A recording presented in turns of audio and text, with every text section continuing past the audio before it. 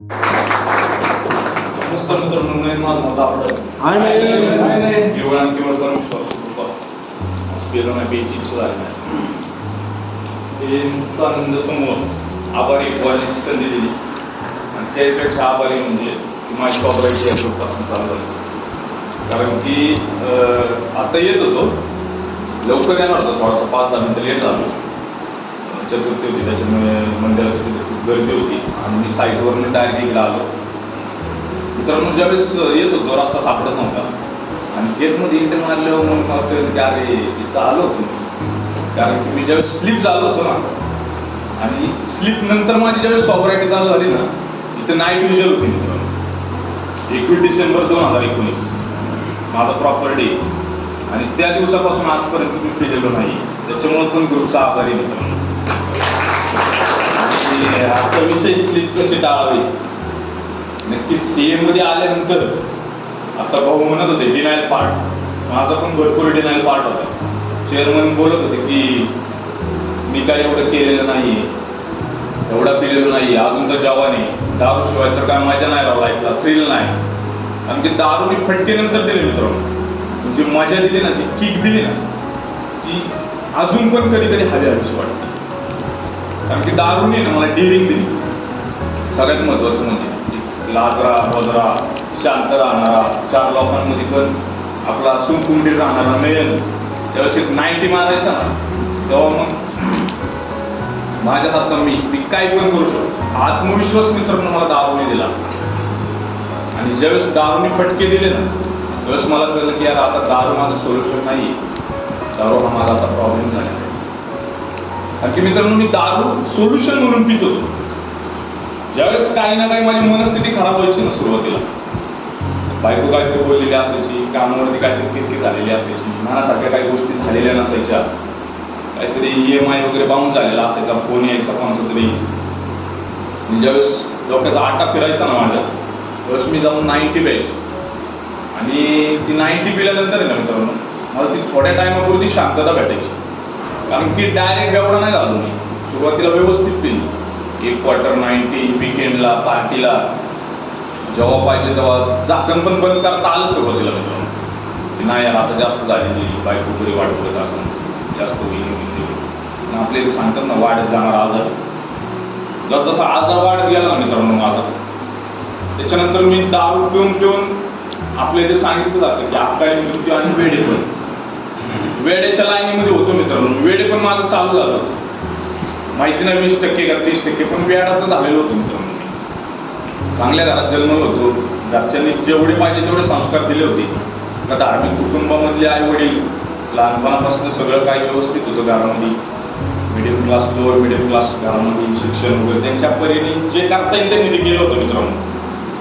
पण मला वाटायचं की दारूशिवाय मजा नाही, दारूशिवाय मी काहीच नाही करू शकतो. कारण की मी दारू पिऊन पण जे निर्णय घेतले होते ना, त्या निर्णयामध्ये पण सक्सेस झालो होतो मित्रांनो.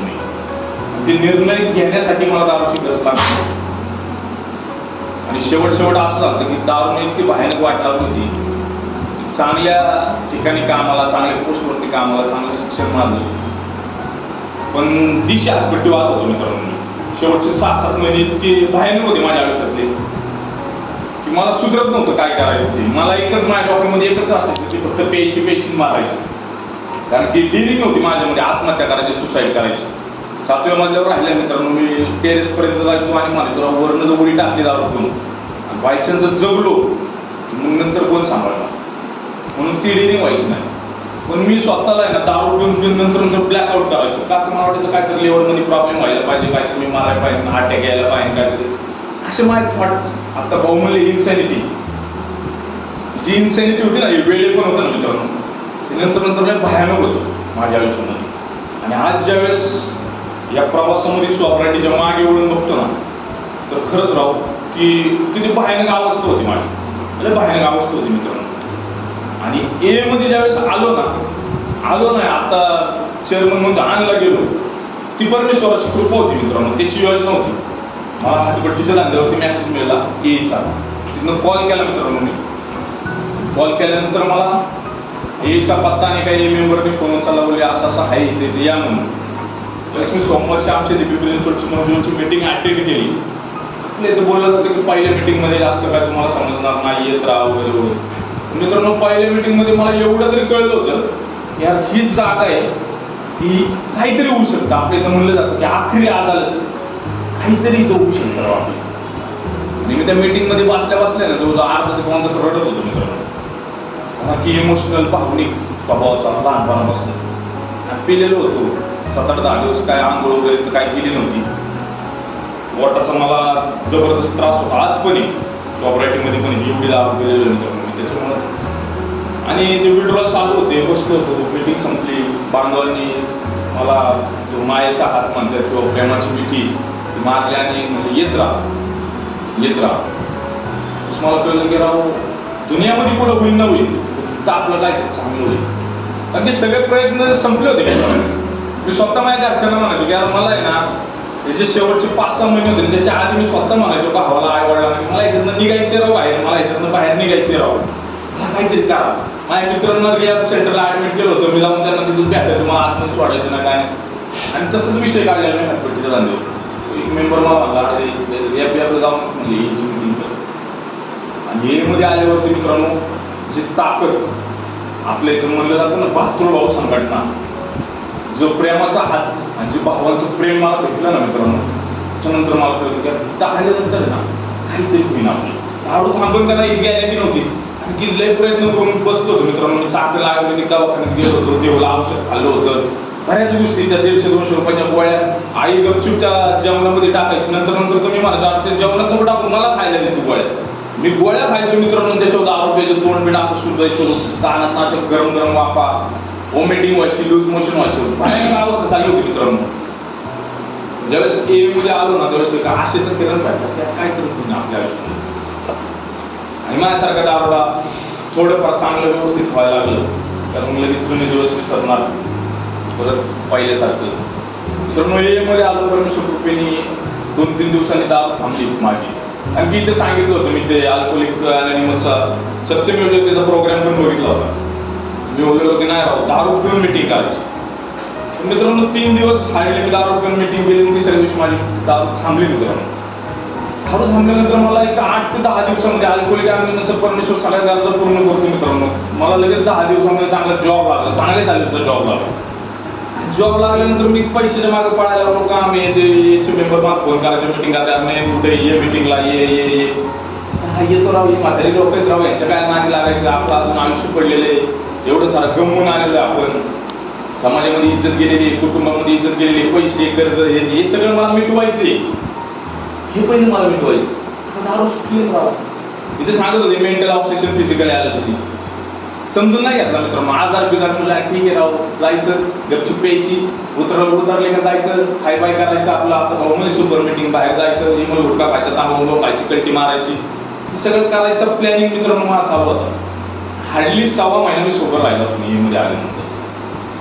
का तर मेंबरचं ऐकलं नाही आणि मिटिंग केलं नाही असा तो विषय आहे मित्रांनो. स्लिप कशी काढावी, स्लिप का खाल्ली हे सांगतोय. कारण की मित्रांनो मी आहे ना मिटिंग केल्या सुरुवातीला आपल्याला सांगितलं इनिशियल स्टेजला 90 दिवस मिटिंग करा, 90 दिवस 90 मिटिंग करा, किंवा अजून बऱ्याच गोष्टी सांगितल्या जातात. ते बोलतो मी मित्रांनो माझ्या अनुभवातून. मित्रांनो ह्या गोष्टी मी ऐकल्या नाही. मिटिंग मी म्हणलं यार कशाला पेट्रोल घालायचं, पेट्रोलपेक्षा टाइम कशाला वेस्ट करायचा. मिटिंगला जायचं टाइम कशाला वेस्ट करायचा राहू. 1.5-2 तास जायला, अर्धा पाऊण तास यायला, अर्धा पाऊण तास, 1.5 तास 3-4 तास जाणार राहू. आता पुढे दारू थांबली, आता पुढे जरा एन्जॉय करतो, हे करतो ते करतो. मित्रांनो 6 महिन्यानंतर नाकड झालं मित्रांनो माझं. पहिली सॅलरी झाली, ज्या दिवशी सॅलरी झाली ना त्या दिवशी बिअर प्यायला गेलो. कारण की मित्रांनो इथे सांगितलं गेलं होतं की आजार मेंटल ऑब्सेशन आणि फिजिकल ॲलर्जी. दारूपासून 6 महिन्यात दूर होतो, पण मेंटल ऑब्सेशन डोक्यामध्ये चालू होतं मित्रांनो. विचार आला होता, त्या विचारांशी मी खेळत होतो, ते ऑब्सेशन चालू होतं. सकाळी बायकोसोबत किरकिरी झाली होती आणि मग ब्लेम गेम तुझ्यासाठी दारू सोडली आणि तू अशी वागती का माझ्यासोबत, तुला दाखवतो. आणि गेलो मित्रांनो दारू प्यायला. म्हणलं दिशा हाकेची पेलेली नाही एवढे दिवस, आता दिशा हाकेची पगार झालेला आहे, पैसे एक बिअर प्यायची मस्त पैकी. गेलो मित्रांनो 2 बिअर पिल्या. त्याच्यानंतर हातपट्टीच्या धाब्यावरच्या माझ्या मित्रांची आठवण आली. राव आता आपण बिअर भेटला 90 क्वार्टर पाहून गेलो मित्रांनो मी त्यांच्याकडे. तिथं गेल्यानंतर लगेच ती बिअर 2 ते उतारले होते मित्रांनो. लगेच टॅम्पोची आपली 90 भरली का लगेच चालू. फिजिकल ॲलर्जी ऑलरेडी ऍक्टिव्ह झाली होती, पण मला माहित नव्हतं. कारण की माझ्यासारखा दारोडा असा ना मित्रांनो, दवा गरम आहे तर किती वरडून सांगितलं ना, नाही हात नको टू भाजन, हात नको टू भाजन. मी काय करतो, हात बघू भाजते का, हात ठेवणार, अनुभव घेणार आणि मग शिकणार. हे मध्ये सांगत होते मित्रांनो की हा आजार आहे मेंटल ऑब्सेशन फिजिकल ॲलर्जी. एक क्वार्टर गेला ना, ॲलर्जी ट्रिक झाली ना, मग 90ची क्वार्टर, 1.5 क्वार्टर, 2 अडीच क्वार्टरी, आणि मग मी फकाट स्वतःला देव समजणार आणि सगळी कृत्य माहिती राक्षसासारखे असणार. मित्रांनो ज्यावेळेस ती स्लिप खाल्ली, मजबूत फटके बसली. मजबूत म्हणजे मध्ये सांगितलं जातं की मी आणला गेलेलो, त्या परमेश्वराची इच्छा आहे की मी दारूपासून दूर राहावं. जर माझी जरी इच्छा नसेल ना, तर त्याच्या इच्छेनुसार मला इथं आणल्यानंतर वागायलाच लागतं. कारण की हे मध्ये आल्यानंतर, सोबत राहिल्यानंतर, त्याची कृपा झाल्यानंतर सुखाने मी तरी दारू नाही पिऊ शकतो आणि नाही पिऊ शकणार, तिथून पुढे तरी नाही पिऊ शकणार. एवढं मला कळलं मित्रांनो, हे मध्ये आल्यानंतर मी नाही दारू पिऊ शकतो. ज्यावेळेस मित्रांनो मी फटके खाल्ले ना, ते फटके इतके जबरदस्त होते ना, मी ज्या मागच्या काळामध्ये ना जे काही काम केलं होतं, जे काही कुठं केलं होतं, माझी बायको मला कधीच सोडून गेली नव्हती. पण त्यावेळेस पोरगं घेतलं, बायको निघून गेली, आई वडील निघून गेली. आणि मग त्याच्यानंतर मला शेअरिंग आठवायला व्हायला लागली. शेअरिंग अरे कोण म्हणलं होतं आम्ही घर विकलं, आम्ही रस्त्यावरून माझी बायको. कारण की डिनायल पार्ट, ज्यावेळेस मी फर्स्ट टाइम आलो होतो ना हे म्हणजे त्यावेळेस डिनायल मध्ये होतो. असं काही नाही केलं मी, जेव्हा नाही अजून मी करू शकतो, बनू शकतो, परत सगळं काही करू शकतो. पण ज्या स्पीडने गेलं ना मित्रांनो, परत 6 महिन्यामध्ये, कारण की मला सांगितलं होतं 90 दिवस 90 मीटिंग कर. मी काय 90 दिवस 90 मीटिंग नाही, मी फक्त म्हणलं 90 पिन मी.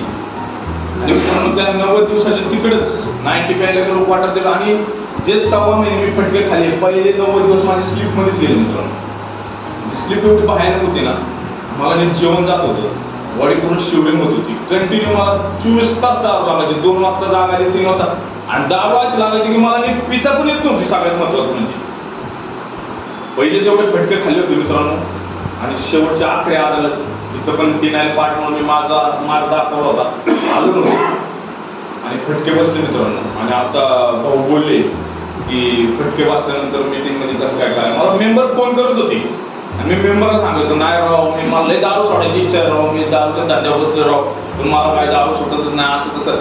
की मी आत्म करून येते ना असायचं, त्यांना हे करायचं की नाही राव मी लय गरीब आहे, माझ्या अन्याय झालेला आहे, माझ्या बायको अशी वागलेली, माझ्या कुटुंबाने असं केलेलं आहे, तसं केलेलं आहे, हे केलेलं ते केलेलं.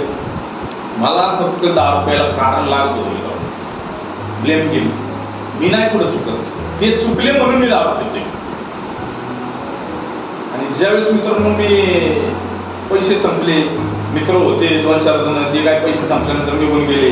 मग उधारी होती तोपर्यंत गेलो, त्याला पण कळलं अरे याच्या घरचे पैसे धंद्यावाल्याला कळले, याच्या घरचे पैसे गेले, भाऊ आता काय तू येऊ नको काय नाही असं तसं. त्याच्यानंतर मित्रांनो काय करणार, शेवटचे 20 रुपये खिशामध्ये राहिले होते. आणि आमच्या साईडवरचे सुपरवायझर होता, फोन केला म्हणजे या मला मीटिंगला घेऊन जा. आमची जीवनाची शनिवारची मीटिंग केली मित्रांनो मी त्या दिवशी. आणि त्याच्यानंतर रात्री मी इकडे आलो. त्या दिवसापासून आजपर्यंत फिरवून आहे, पण स्लिप टाळण्यासाठी ना मित्रांनो म्हणजे फटके मला बसले ना, आज खरंच आतून असं वाटतं की यार ते जर फटके नसते ना बसले तर आज जी सॉफ्रायटी जे आयुष्य जगतोय ना ते जगलो नसतो मित्रांनो. मला माझ्या सॉफ्रायटीची किंमत कळली नसते मित्रांनो. कारण की मी ज्यावेळेस ए मध्ये आलो ना तेव्हा मला वाटत होतं दिशा हातभट्टी प्यायला आला नाही, आता थांबला म्हणजे आय एम डिफरंट, मी काही पण करू शकतो, काही पण. पण ज्यावेळेस सेकंड टर्म मध्ये ए मध्ये आलो ना त्यावेळेस मला हे कळतं की मी नाही काय केलेलं, मी 0 मला ती 90 नीट कंट्रोल मध्ये प्याता पण नाही आली, सोडता पण नाही आली. त्या परमेश्वराने मला दारूपासून दूर ठेवलेले आहे. आणि तिथं होतो मित्रांनो पुढे ना सरेंडर टू मी. कारण की तोपर्यंत मी ना दारूशी लढतच होतो, झगडतच होतो. तर ज्या दिवशी हत्यार टाकली ना तर दारू समोर शरणागती पत्करली त्या दिवशी पुढं ना पुढं मागतोय की नाही सरेंडर टू मी. जन्मतच असं स्वभाव आहे की मित्रांनो मॉडेल पण वागणार नाही, दारू पुढं तर कसा वागायचं. आणि त्याच्यानंतर मित्रांनो याचा प्रवास चालू झाला. मी माझ्या ग्रुपचा नेहमी आभारी मित्रांनो. या स्लिप टाळण्यासाठी ना माझ्या ग्रुपने मला 15व्या दिवशी ज्या दिवशी मी सोबत आलो त्याच्यानंतर 15व्या दिवशी मला मीटिंग कंडक्ट करायची संधी दिली. ती संधी दिली नसती तर मला नाही वाटत की मी सोबत असतो का नसतो. कारण की मी ज्यावेळेस तिथं बसायचं ना त्यावेळेस मी म्हणायचं आपल्याला कोण बघत नाही, गपचूप यायचं, बसायचं, ऐकायचं, बिकायचं, आणि दोघीन ऐकायचे आणि कट्टी मारायची. पण ज्यावेळेस चेअरमन म्हणून मी तो उभा राहिलो ना मित्रांनो, माझ्या ग्रुपनी ज्यावेळेस मला जबाबदारी दिली ना की नाही 4 शनिवार आता तुला मीटिंग कंडक्ट करायची, भाऊ लवकर यायचं, फाळा वेळा लिहायचा, बेंच पुसायचे, चहा बी वाटणार काही, पण हे बाकीच्या सगळ्या गोष्टी फ्लेक्स बिक्स लाव. मित्रांनो हे ज्यावेळेस मला करायला लागलं ना, मला चांगलं आठवते की मी त्याच्यानंतर सुद्धा दारूच्या वाईन शॉपच्या दुकानापर्यंत गेलो होतो. तर माझ्या डोक्यात एक थॉट आला, पहिली एवढी मध्ये आपल्याला ओळखत नव्हते राव, पण आज आता आपण पुढे उभे, आज आपण चेअरमनी 2 मीटिंग ऑलरेडी कंडक्ट केलेलं आहे. तिथं उभं राहून मी प्रतिबिंब वाचायचो आणि डायलॉग ठोकायचो. मी वाचायचो आयला आता आपण बोल पिक्चर मारलेली, आता जो स्लिप झालो, आता जो दारू पिलो तो म्हणून काय होईल, हा थॉट माझ्या डोक्यात आला मित्रांनो त्या दिवशी.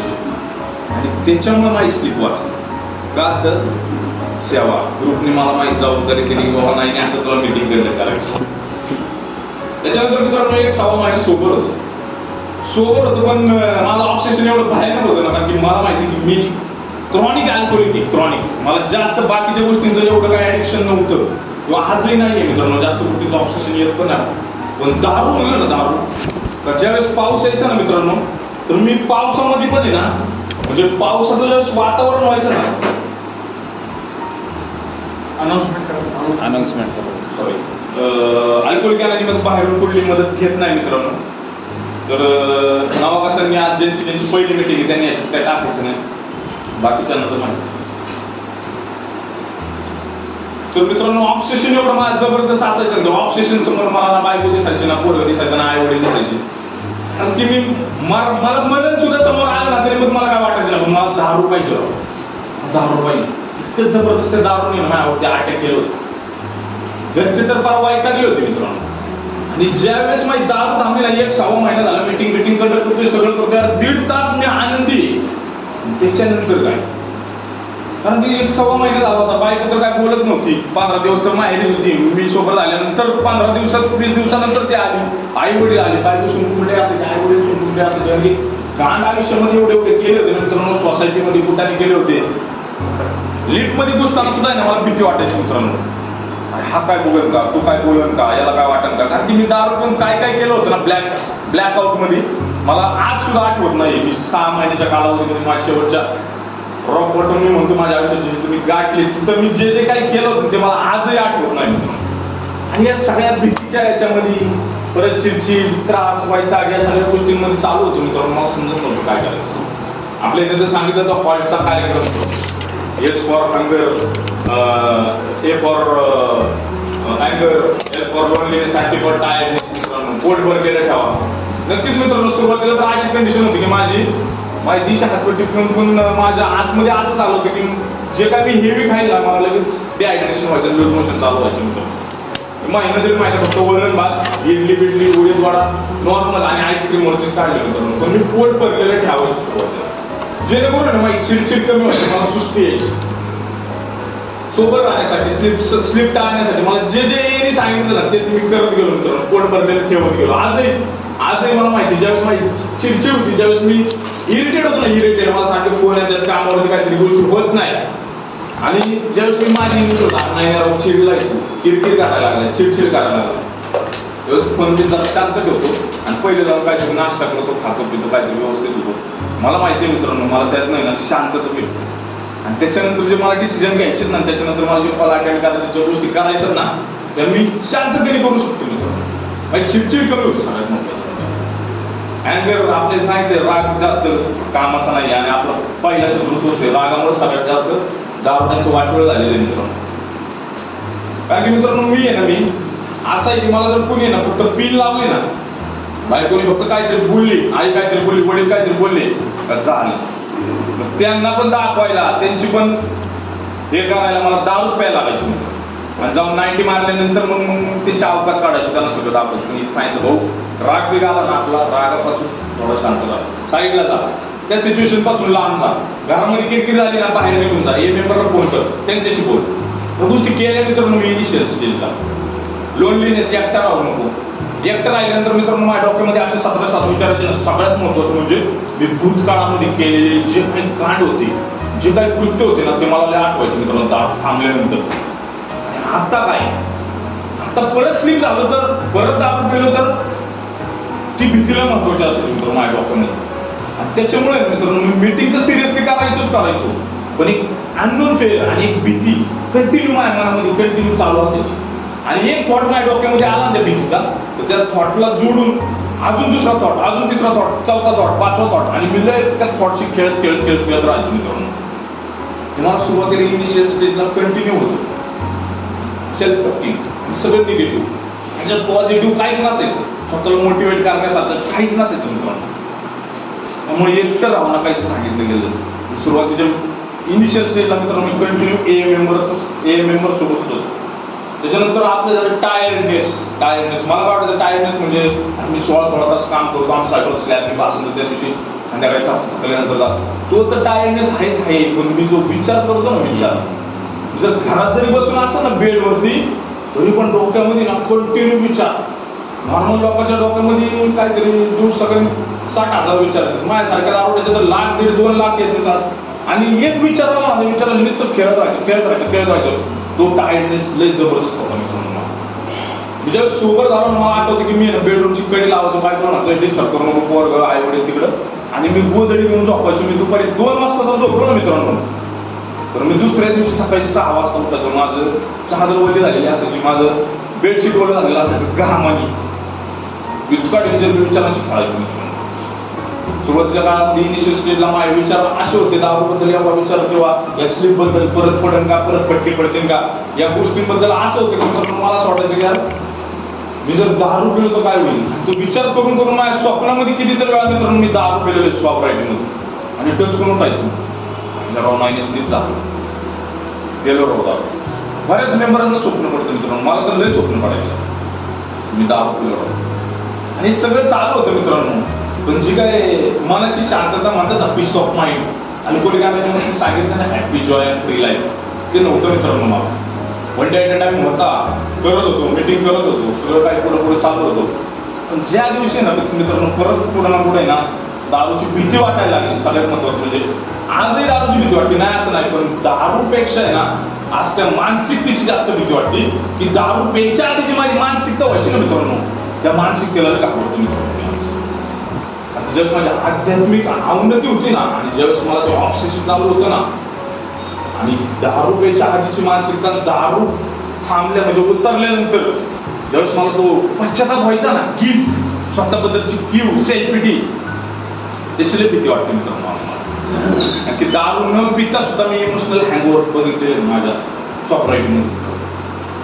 पण ज्यावेळेस मित्रांनो मी चालत राहिलो, मेंबरशिप बोलत राहिलो, सगळ्यात महत्वाचं म्हणजे मेंबरशिप आपल्याला मदत मागा, मी मदत मागत राहिलो मित्रांनो. मला चांगलं आठवते की मी ज्यावेळेस मला 90 दिवस समथिंग काहीतरी झाले, त्याच दिवशी लॉकडाऊन लागला, आणि जिथं जिथं स्पीकर असेल मी त्यांचा नंबर घ्यायचो, त्यांच्याशी बोलायचो 10 मिनिटं 5 मिनिटं, आणि पुढे चालत पाहिजे मित्रांनो. का लॉकडाऊनच्या अशी मीटिंग अटेंड केली होती मित्रांनो मी बाहेरची, आणि तिथं सांगत होते कार्यक्रमाचं महत्व, 12 पायऱ्या येते. मी ज्यावेळेस ए मध्ये आलो मित्रांनो, यार आता दारू थांबली, फटके पडले, सगळं काही होत झाले, आता पैसे कमवायचे, राहून मोठे व्हायचे, गेलेलं नाव गेली, प्रतिष्ठा पहिली कमवायची, आणि ज्यांनी हसलेत ना राहून त्यांना करून दाखवायचे नाही नाहीची. पण नाहीचं डोकं कुठं शांत आहे, दारू थांबली पण डोकं कुठं शांत आहे.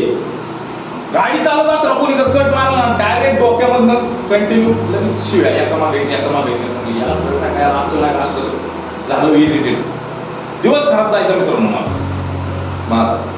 आणि ज्यावेळेस मित्रांनो मी ती मीटिंग अटेंड केली, आणि तिथे शेअरिंग मध्ये सांगत होते बाबा कार्यक्रम हे असं तसं, त्यावेळेस पण पुढे पुढे डिनाय होता सुरुवातीला. म्हणले आता सगळं केलं राव, एवढा अभ्यास केलाय, शाळा शिकलोय, त्याच्यानंतर आजार झाला, तुम्ही म्हणता आजार हे मान्य केले राव, फटके खाल्ले राव, हे म्हणजे आलो राव, मीटिंग करा, करतोय हॉटचा कार्यक्रम घ्या, हे काही नवीन आहे बाबा. बिग बुकचा स्पॉन्सर घ्या, हे करा ते करा. ती स्पॉन्सरची जी कन्सेप्ट होती ना, ऐकायचो, कोण म्हणायचं अरे स्पॉन्सर मला असं म्हणला, स्पॉन्सर मला तसं म्हणला, कोण म्हणायचं मी 12 पायऱ्या घातल्या, 4थी पायरी आता मला का कुठला असं हे असते कुठाने. हा आपलं जायचं मिटिंग करायची राव बाहेर सुपर मिटिंग येईल होता बाहेरचं तांबून कल्टी मारायची कुठं नाही कुठं करत. आणि मी तिथं ज्यांचा नंबर घेतला तेव्हा फोन करायचे अरे नाही कसं आहे का हा भाऊ एकदम ओके टाकाटाकी त्यांना मी म्हणायचो मित्रांनो. पण डोक्यामध्ये विचार चालू असायचे काय ना काय कुठाला चालू असायचं डिप्रेशन एन्झायटी. बरेच मेंबरांना म्हणतो सायकेट्रिकची ट्रीटमेंट घेऊ का मला नाही तू याडा बिडा नाही राव. मित्रांनो मला जो त्रास व्हायचा ना डिप्रेशन मध्ये जायचो ना मी 50 लोकांमध्ये असायचो ना तरी पण मी एकटा असायचो मित्रांनो. आज पण आठवतो मला 40-50 लोक हसत असत ना तरी पण नाही नाराज असायचा निराश असायचा. तुम्हाला काय झालं असं नाही राव असं कसं आणि ते गिल्ट तो पश्चाताप शेअरिंग ऐकायचो बरेच म्हणायचे मी मला बायकोला म्हटलं मी हे केलं मी ते केलं मी पण लई राव अन्याय करा राव असं तसं येते. मग मी घरी जायचो रात्री झोपीत नव्हतो बायको तोंड बघायचो. म्हणजे मी मध्ये आल्यानंतर ज्या शेअरिंग ऐकायचं म्हणतो तर मग मी अजून सेल्फ पिटीमध्ये जायचो अजून आत्मकरुणेमध्ये जायचो. पण ज्यावेळेस मित्रांनो मला या सगळ्या गोष्टी रिअलाइज व्हायला लागल्या की काहीतरी नाही चुकतंय. आपल्या इथे सांगितलं जातं की मुळापर्यंत गेलं पाहिजे. मला स्लिप टाळायची ना माझ्या आजाराच्या मुळापर्यंत मला गेलं पाहिजे. बरोबर फांद्या छाटून आणि बॉर्डर फोडून फायदा नाही. जोपर्यंत तुम्ही रूट पर्यंत जात नाही ना माझा आजार काय नाही त्यांनी केले काय आयुष्यामध्ये आणि जोपर्यंत तुम्ही रूटवर घाव घालत नाही ना तोपर्यंत ते झाड पडत नाही मित्रांनो. त्याशिवाय दुसरं झाड उगवणार नाही. रूट पर्यंत जाण्यासाठी ना मित्रांनो स्पॉन्सर खूप 12 पाहिजे. जेव्हा चालू केलं ना मित्रांनो तेव्हा मला कळलं की हातबलता म्हणजे काय. मी हातबलता हा शब्दच मी मराठी मीडियमला शिकलेलो पण मी हे मध्ये आल्या पाहिजे ऐकला हातबलता मला पावरलेस नाही हातबलता कशी मला प्रमाणात पेता आली का नाही प्रामाणिकपणे सोडता आली का कायमची मला नाही बस तिथंच मान्य कर ना भाई पावरलेस 90 पेता आली नाही आणि सोडता आली नाही बस एवढं सोपं आहे. मला आजार समजून घे. मला ॲलर्जी मेंटल ऑब्सेशन मानसिक गोड आणि शारीरिक ॲलर्जी. त्याच्यानंतर मित्रांनो जेव्हा मी अस्ताव्यस्त ये मध्ये आलो ना मला असं वाटायचं माझी कौटुंबिक अस्ताव्यस्त झालेली माया वडिलांना माया समाजामध्ये नाव खराब झालेले बायकोला तिच्या मायाच्या लोकांनी काहीतरी बोललेले मला टिकवत नाही समाजामध्ये येते. कौटुंबिक अस्ताव्यस्तता सामाजिक अस्ताव्यस्तता आर्थिक अस्ताव्यस्तता कर्ज झालं होतं. लोक फोन करायचे सोसायटीमध्ये अरे कधी पैसे देतो असं करतो तसं करतो हे करतो ते करतो.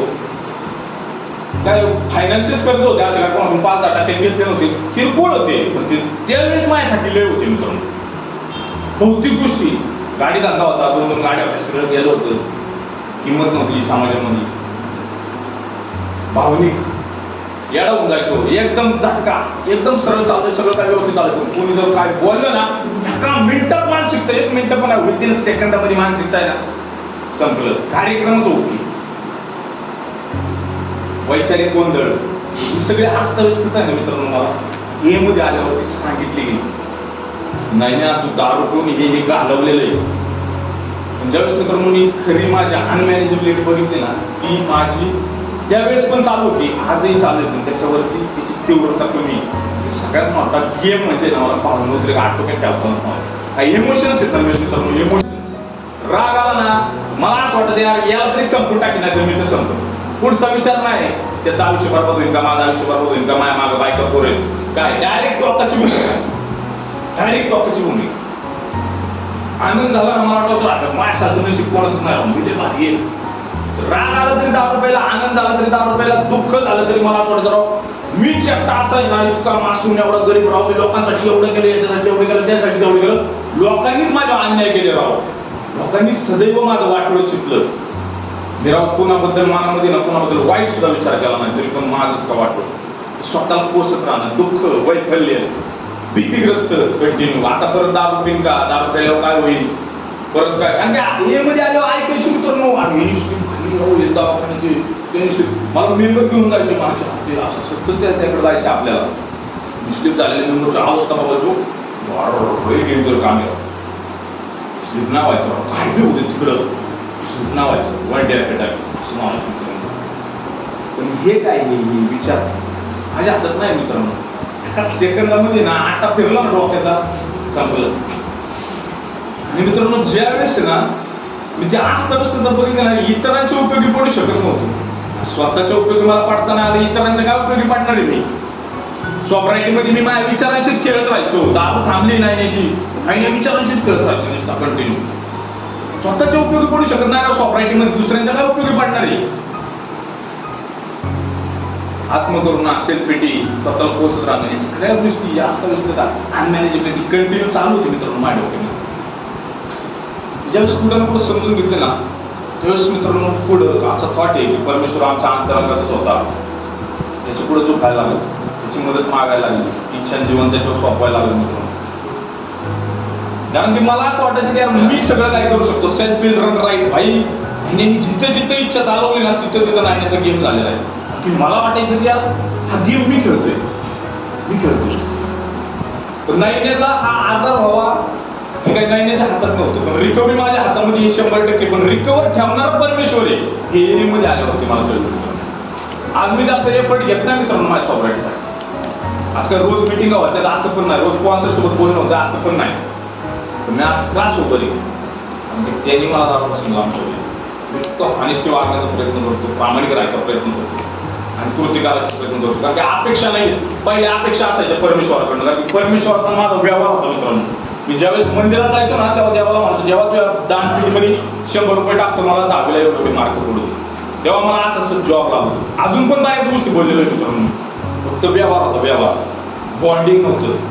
पण हे मध्ये आल्यावरती मला कळलं की माझा आत्मा तो परमात्मा नाही, दुसरं तुला पर्यायच नाही. कारण की पहिलं होतं सोल्युशन दारू, आता फक्त एकच सोल्युशन आहे परमेश्वर, हायर पॉवर, उच्च शक्ती. ह्याच्यावर डिपेंड राहायचं. आधी दारूवर डिपेंड होतं, ती माझी हायर पॉवर होती, उच्च शक्ती. पण आता परमेश्वर. ज्यावेळेस मित्रांनो मी मागे जाऊन विचार करतो ना तर परमेश्वरांनी सगळ्या काही योजना माझ्या आयुष्यामध्ये आखल्या होत्या. पण ज्या वेळेस मी माझी इच्छा चालवली ना, ज्या वेळेस त्यावेळेस कार्यक्रम उलटा पुलटा झाला. आणि मग नंतर पुढे जाऊन अरे यार असं करायला पाहिजे, असं केलं असतं ना तर असं झालं असतं. बऱ्याच घटना घडल्या मित्रांनो माझ्या आयुष्यामध्ये. सुरुवातीला पहिल्या सॉफ्टरायटिंगमध्ये बायकोचं म्हणजे लवकर 6व्या-7व्या महिन्यामध्ये डिलिव्हरी झाली, प्रीमॅच्युअर बेबी झाला मला. आणि त्याच्यानंतर सेकंड वेव्हमध्ये मी हॉस्पिटलमध्ये होतो पूर्ण फॅमिलीसोबत महिनाभर. आणि असं काय होतं त्या हॉस्पिटलमध्ये 10-15 बॉड्या सोबत निघायच्या. मी त्याच्यासोबत बसून जेवढं म्हणजे अशा बॉड्या असायच्या इकडे इकडे इकडे इकडे. बाहेर अवस्था होती, अल्कोहोलिक अनॉनिमस, होम ग्रुप सगळे मेंबर माझ्यासोबत होते सुरुवातीच्या काळामध्ये. अशी अवस्था होती की आई वडील पण मरणाच्या दारात होते, बायको पण ICU मध्ये होती, मुलगी तर माझी गेलीच. बरेच प्रयत्न केले, सगळ्या गोष्टी झाल्या. आणि या सगळ्या गोष्टी झाल्यानंतर ज्यावेळेस स्पॉन्सरशिप बोलतो ना त्यावेळेस मला कळलं की सगळी योजना परमेश्वर होती, मी फक्त चॅनल होतो. परमेश्वर मला फक्त पळवत होता, नाही इकडे जा, नाही असं कर, नाही काही नाही करू शकत, नाही त्याला दारू हँडल नाही करता आली, नाही जीवन कसं काय हँडल करणार नाही करू शकतो. मी फक्त प्रयत्न करू शकतो. सगळ्यात महत्वाचं म्हणजे ना ज्यावेळेस मला कळलं ना की मी काय शिकले, मी ना असे चेहरे घेऊन फिरायचो, दारू पेल्यावरती एक वागायचो, ऑफिसमध्ये एक वागायचो, नातेवाईकांमध्ये एक वागायचो. आणि अजून म्हणजे असे बरेचसे चेहरे घेऊन फिरायचो मित्रांनो. पण ज्यावेळेस मी 4थी पायरी ना अशी लिहून काढली ना, स्पॉन्सरला 5व्या पायरीमध्ये सगळ्या गोष्टी सांगितल्या, पुन्हा भीती, त्याच्यानंतर ललितेचा आढावा असेल, हानीचा आढावा असेल, सगळे ज्यावेळेस मी लिहून काढले ना मित्रांनो, त्यावेळेस आपल्या इथे सांगितलं जातं ना 5व्या पायरीनंतर तुमच्या आध्यात्मिक कल्पना कितीही असतील पण तुम्हाला आता आध्यात्मिक अनुभव यायला सुरुवात होईल. मला काही देव दिसला नाही किंवा देवाने मला दर्शन नाही दिलं, पण जी काय मला शांतता भेटली ना मित्रांनो, ती शांतता, पीस ऑफ माइंड, ती शांतता आहे ना. मी मध्ये यायच्या आधी, कार्यक्रम घ्यायच्या आधी, स्पॉन्सर घ्यायच्या आधी ना पैसे देऊन मी दारूच्या दुकानावरती जायचो. मला म्हणतो ती शांतता आहे. ज्यावेळेस मला ती फील आतून आलं ना, आतून पीस ऑफ माइंड, शांतता. महिन्या जेव्हा आतून शांत झाला ना, एवढ्या वर्षाची 29-30 वर्षाच्या वेळेस ती घाण सगळी निघून गेली ना, कचरा ज्यावेळेस निघून गेला ना त्यावेळेस मला कळलं की नाही बाबा. की मी सगळं घेऊन एवढे दिवस फिरत होतो मित्रांनो. वडिलांवरती रिसाइनमेंट का तर बाबा चांगल्या शाळेत शिकवलं नाही, पैसा पाणी असून कॉन्व्हेंटला टाकलं नाही, मी हुशार होतो, मी अजून काहीतरी MBBS झालो असतो, हे झालो असतो, ते झालं असतो. आईने नीट संस्कार लावले नाही म्हणून मी एवढा झालो, भावाने मी बारक्या भावासारखं सांभाळलं नाही म्हणून मी असं. या सगळ्या भयानक खुशी माझ्या डॉक्टरने दिल्या. लिहून काढल्या त्यावेळेस मला कळलं त्या महिन्याची लायकी काय. आणि कोणी गाण्याची मुस्ती ना मला सगळ्यात महत्वाचं आणि सगळ्यात मोठं गिफ्ट दिलं असतं ना मी काय याची ओळख मला करून दिली. स्पॉन्सरने मला नाही सांगितलं की नाही तुम्ही इथं चुकला इथं चुकला असं केलं तसं केलं. तो मला तू ठरव तुला काय वाटतं. ज्यावेळेस मी लिहून काय करा घ्या मी पुढे चुकलो ते. ज्या वडिलांनी मला जन्म दिला लहानाचं मोठं केलं त्यांच्या परीने जे काय प्रयत्न केले त्या वडिलांची समाजामध्ये इज्जत मी झालो मित्रांनो. त्याच्यापेक्षा दुःख पडलं म्हणून बापाला पडलं नसलं दिशा पट्टी घेऊन हिंडत होतो मित्रांनो. तरी पण त्या वडिलांनी मला माफ केलं. आईचं तसंच होतं भावाचं तसंच होतं. ज्या सासूने मला त्यांची मुलगी एवढी बाहुलीप्रमाणे जपली लहानाची मोठी केली चांगल्या घरातला मुलगा चांगला इंजिनियर घर शेती बिती सगळं म्हणून त्यांनी माझं लव्ह मॅरेज असून त्यांनी मोठं लग्न सगळं अरेंज मॅरेज केलं आणि त्यांची मुलगी माझ्या हातामध्ये दिली. बाबा चांगली राहील सुखी राहील समाधानी राहील. त्या सासूबाईंना मी इतका त्रास दिला की मित्रांनो दसऱ्याच्या दिवशी माझ्या नावाची पोलीस कंप्लेंट केली होती. मला 2 दिवस पोलीस स्टेशनला बसवलं आणि पोलिसांनी लय मारलं होतं मला आणि ते रिझाइनमेंट माझ्या डोक्यात होती की सासूला एवढं दाखवणार जावई काय मित्रांनो. ज्या ज्या लोकांवरती रिझाइनमेंट खुर्शी होते ना ती लोक शांत झोपायची घरी जाऊन. माझ्या डोक्यामध्ये ती चक्र कंटिन्यू चालूच असायची. रिप्ले कॅसेट चालूच असायची मित्रांनो. झोप येत नसायची. तेव्हा मला कळलं की यार दारू हे फक्त माझं बाह्य लक्ष नाही पण ही जी काय मानसिकता आहे ना माझी जोपर्यंत मला आतून शांतता भेटत नाही ना तोपर्यंत मी हॅपी फ्री एन्जॉय लाईफ नाही करू शकत. मला पैसा दारूपासून दूर नाही ठेवू शकत. प्रतिष्ठा मला दारूपासून दूर नाही ठेवू शकत. माझ्या आध्यात्मिक प्रगतीच मला दारूपासून दूर ठेवू शकते.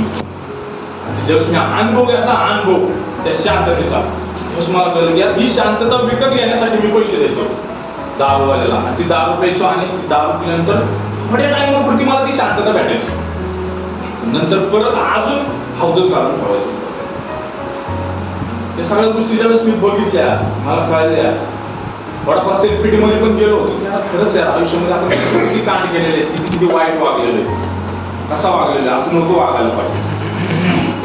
कारण मित्रांनो मला आहे ना ए मध्ये आल्यानंतर जे मी स्लिप खाल्ली ना जे फटके बसले ना मला मी एक ठरवलं होतं यार मी आयुष्यात काय करून मला माहित नाही पण यार दारू परत काय प्यायची नाही. कारण की मला त्यावेळेस स्लिप झाल्यानंतरचे विड्रॉल आजही आठवते ते. मला माहिती इथंच नाईट विजन होती. मी इथं 2-8 वाजता घरी गेलो होतो आम्ही आणि त्यावेळेस ए मध्ये माझे काय जास्त मित्र नव्हते आणि ज्यावेळेस मी घरी गेलो होतो माझ्या घरात कोणीच नव्हतं. आमच्या फ्लोअरच्या पूर्ण लाईट वगैरे गेल्या होत्या आणि मी अच्छी लाईट चालू ठेवून बेडरूम मध्ये ज्यावेळेस झोपलो होतो ना माहिती की दिशा हातभट्टीचे विड्रॉल किती डेंजर असतात ते. पूर्ण घामाने भिजलेलो होतो मित्रांनो. हार्टबीट असं चालू होतं ना की माझी गादीत झोपलो होतो ना मला असं क्लिअर असं गादी हल्ल्यासारखं भास व्हायचं. अशी चित्र दिसायची मला. मी भिंतीवरती विड्रॉल मध्ये मी भिंतीवरती बुक्या मारत होतो एकटाच रात्री 2:30-3 वाजता. माझं एकच होतं की यार ह्यावेळेस त्या विड्रॉल मध्ये ठरवलं होतं की यार काय पण होते नाही की आपण आता दारू प्यायची नाही. आपण सोबत राहणं माझ्या हातातच नाही यार. माझ्या हातात फक्त कृती करणे. कृती म्हणजे काय मला ए मध्ये आल्यावरती कळलं की action is a magic word. सगळं होतं action is a magic word. कृतीशिवाय साधन होतो त्या असं तसं म्हणलं कृती म्हणजे याचं काढायला लगेच स्पीड पाकडायचं लगेच काम व्हायचं आपण येते. पण नाही मित्रांनो कृती म्हणजे काय मला माझ्या स्वतःवरती पहिले काम मी जोपर्यंत मला ओळखू शकत नाही ना तोपर्यंत मी माझ्यावर काम काय करणार. माझा प्रॉब्लेम काय मला माझ्या मुळाशी काम भाग पडलं मित्रांनो.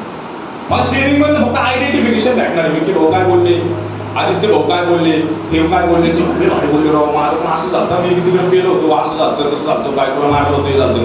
आयडेंटिफिकेशन भेटेल मला फक्त. पण रिकव्हरी कुठे रिकव्हरी मला माझ्या अनुभवातूनच भेटणार. मी कसं कारण की सगळे दारू सारखे नाही येत.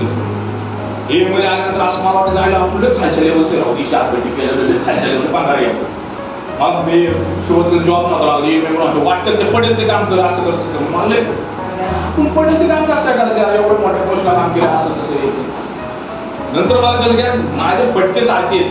मी दिशा हातभट्टी केलेले पण यात मी त्यांच्यापेक्षा थोडासा वेगळा कधी ज्यावेळेस मला आढावा घेतला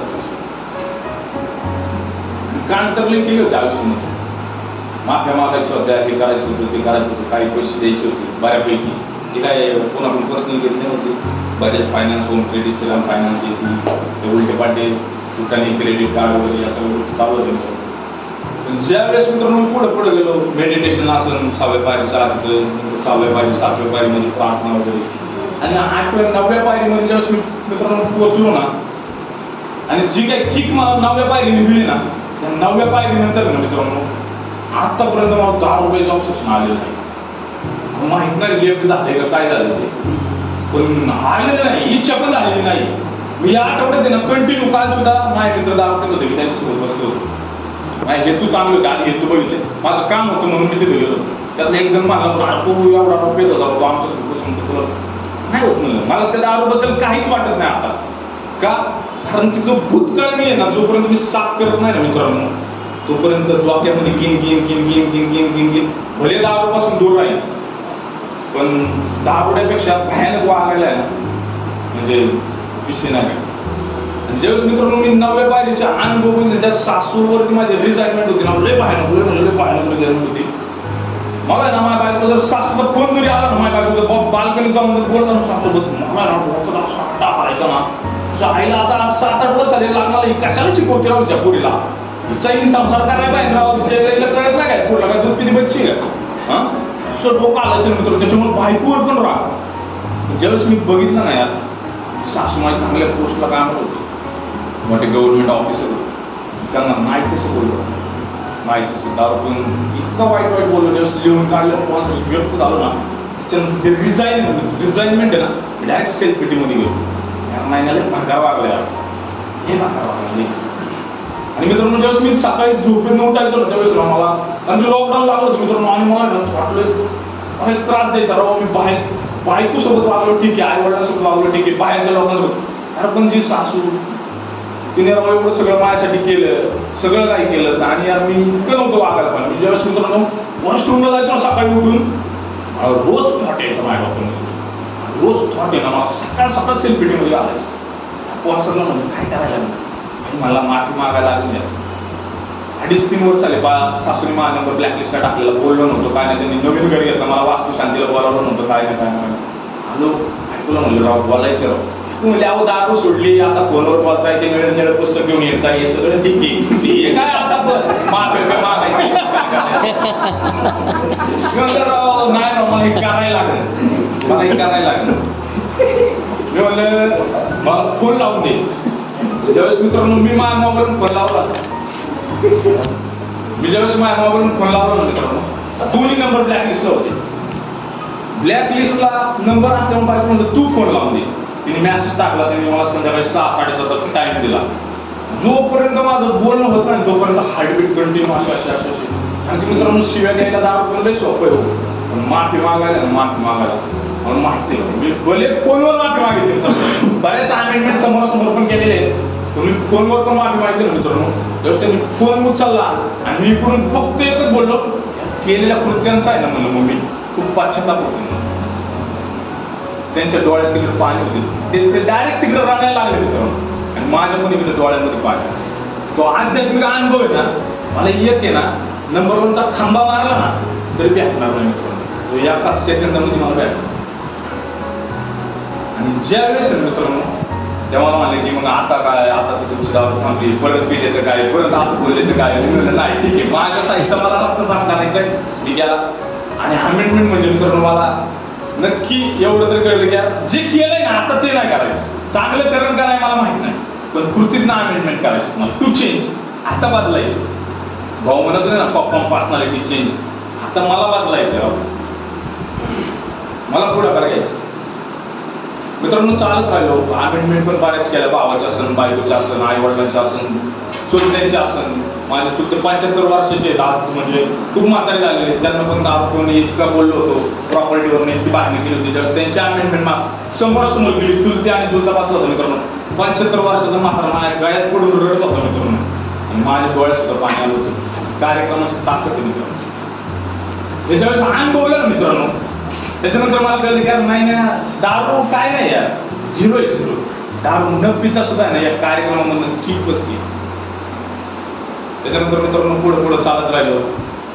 10व्या पायरीमध्ये रोजच्या रोज अप्रामाणिक वागला असेल, भीतीग्रस्त, कारण की मी भीतीग्रस्त कार्यक्रम घेतल्यानंतर पण लय भीतीग्रस्त व्हायचो मित्रांनो बऱ्याच वेळा. पण नंतर मला कळायला लागलं की यार भीतीला सामोरं जायचं ना, तर मला आहे ना ऍक्शन केली पाहिजे. जी गोष्ट मला आहे ना, ज्या गोष्टीची मला भीती वाटते ना त्याला सामोरं गेलं पाहिजे. आणि मग त्या गोष्टी करत राहिलो.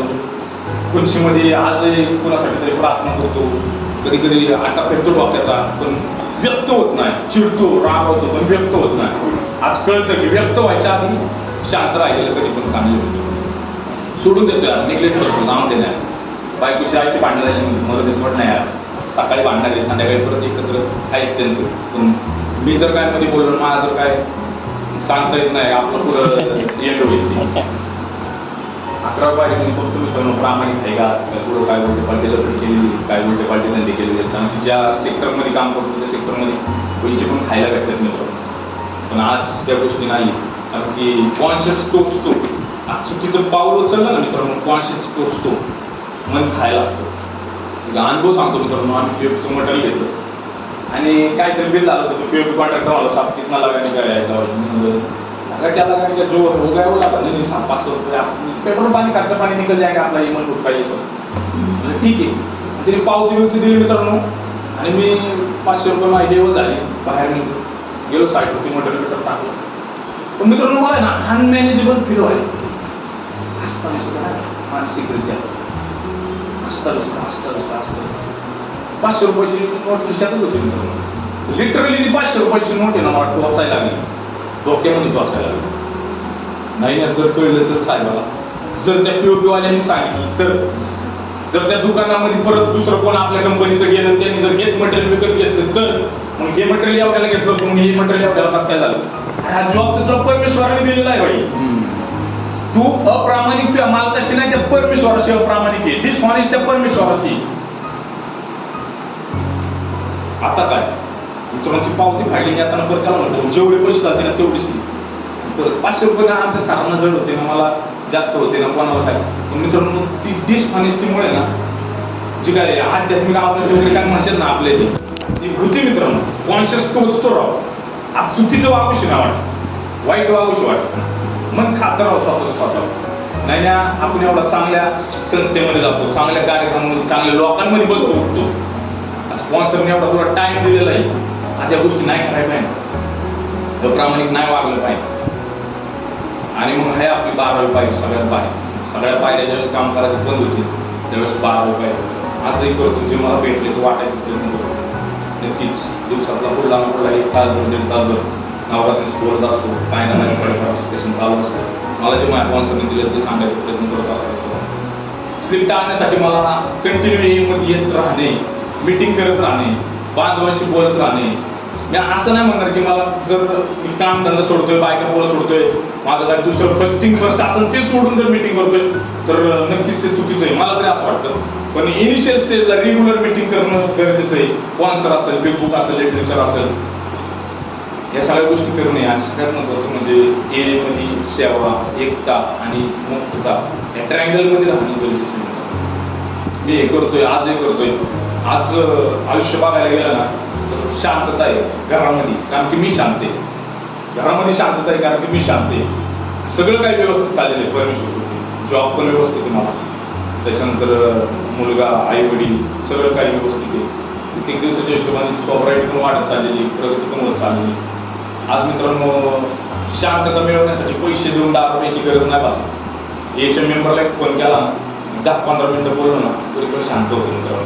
याचे टूल्स, त्या सूचना वापरून शांत होतो. नक्कीच मी काय तयारी वगैरे करून काय आलो नव्हतो मित्रांनो. 2-3 दिवस कंटिन्यू बिझीच आहे. जे काय माझे अनुभव होते ते मांडण्याचा मी प्रयत्न केला आणि तुमच्या ग्रुपने मला बोलायला संधी दिली. तुम्ही सगळ्यांनी शांतपणे ऐकलं मित्रांनो. तुमचा आभार. धन्यवाद.